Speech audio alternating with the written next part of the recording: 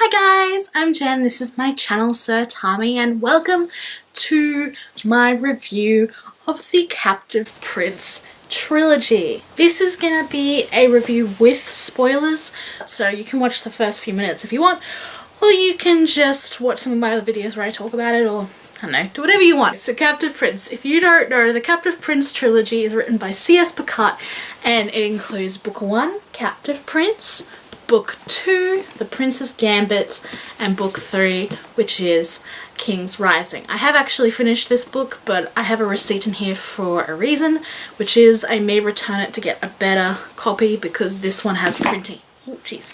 This one has printing issues, and I haven't decided if I want to get a copy that doesn't have printing issues. But that's besides the point.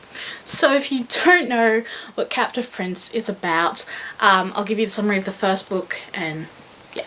So Captive Prince follows two characters. The main one is Damon, or Damianos. He is the prince of Aquilos, which is its own country. He is the rightful heir, and on the day of his father's death, he basically gets involved in his half-brother's plot to take over the throne, which means he, who is the rightful heir, kind of has to be done away with. And his brother decides the best way to do that is to send him to the enemy state's prince as a pleasure slave. Both countries have like slaves, but they treat them very differently. So it's not like the most revolutionary thing, but it is extremely weird considering they're enemies. So the prince of the enemy state is Prince Laurent. The enemy state's named is Veer, or Ver, I think it's Veer.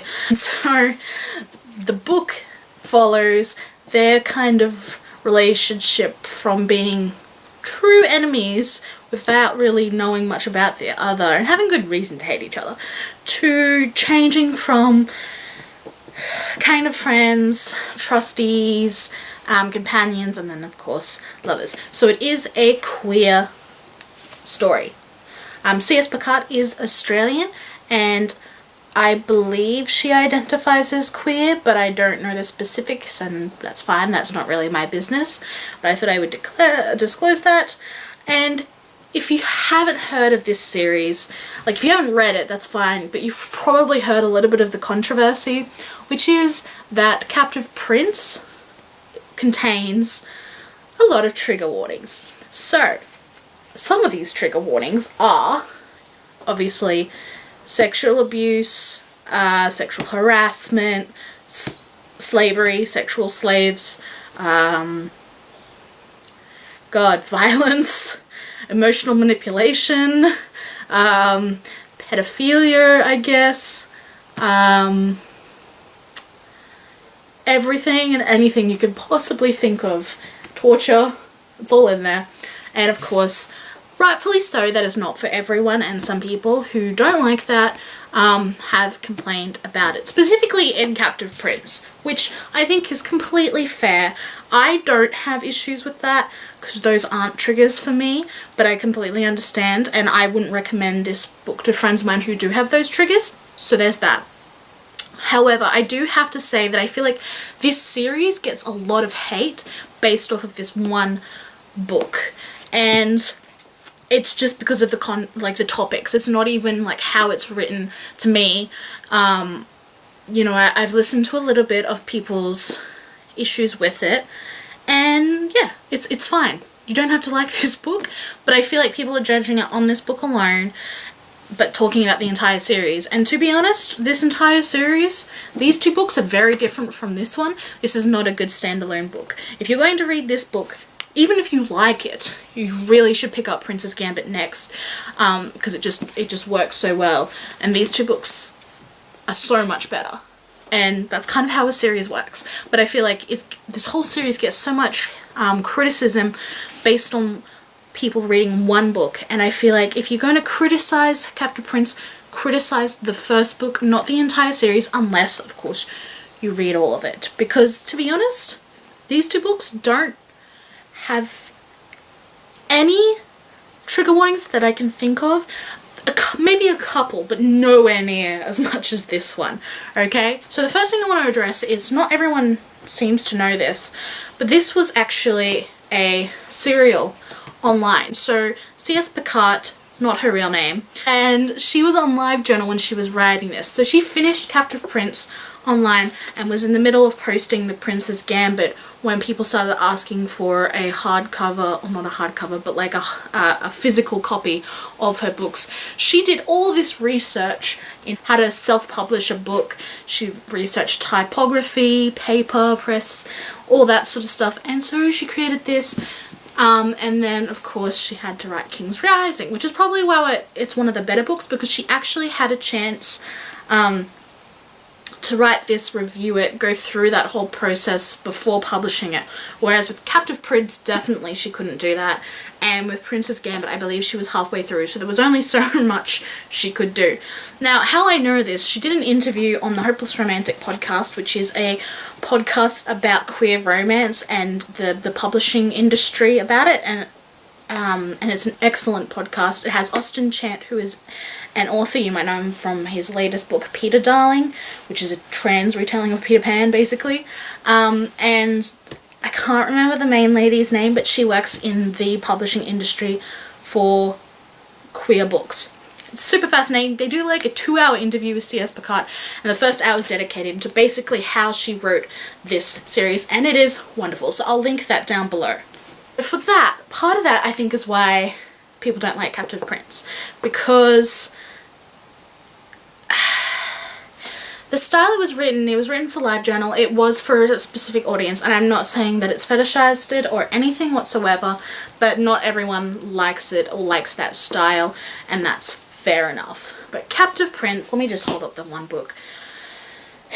Captive Prince deals with a lot of difficult issues, and in my personal opinion, I feel like it's a great book because it is so independent. The entire series, I feel like, is written almost backwards to how an actual publishing company would ask their authors to write it. You know, you really want to like the first book so that you continue on with the series. But to be honest, you're not meant to like this book. You're not meant to like the main characters, or at least not Laurent.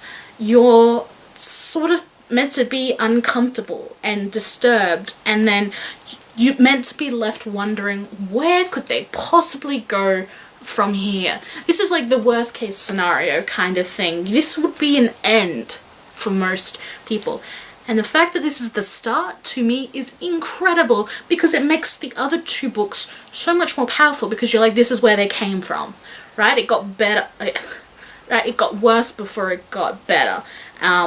So much worse. So for me, I think that is such a clever way of writing, a unique way, and I think is part of the power of this book. Now, yes, like I said, it does deal with difficult topics like pleasure slavery, sexual abuse. I personally feel like it was handled really well. I mean, I don't have those triggers, like I said, so it's really hard for me to judge it on those things, but it didn't promote them in any way. It didn't make them okay. It didn't normalize them like in a good way. Like it made commentary on it being a normalized thing in societies, but how that was not a good thing. And I thought the discussion of all the slavery and the different treatments and all that sort of stuff was actually very interesting and complex.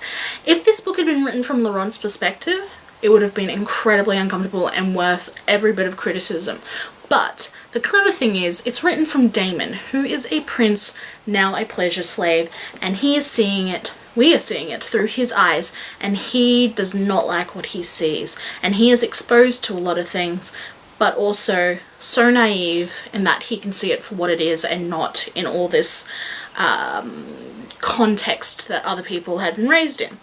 That's not giving anyone in the Kingdom of Fear any excuse, but it's where he comes from, and I think Damon is such an excellent character and point of view to read from, because he is super strong, really moral, has a high integrity, but is also incredibly naive, and that's how a lot of this stuff happens, and you almost know what's happening before he does. Not like in a predictable sense, I don't think that's the case. I think you kind of are only barely one step ahead of him, but he is so naive and doesn't want to believe the worst in people, and for me That's very refreshing and just the only way you could handle a topic like this. He's also just a sweet character and really balances out Laurent in the later series really well, and just the fact that they go from being enemies, you know. Spoilers! This is the spoiler section. Don't go any further. Okay? Okay.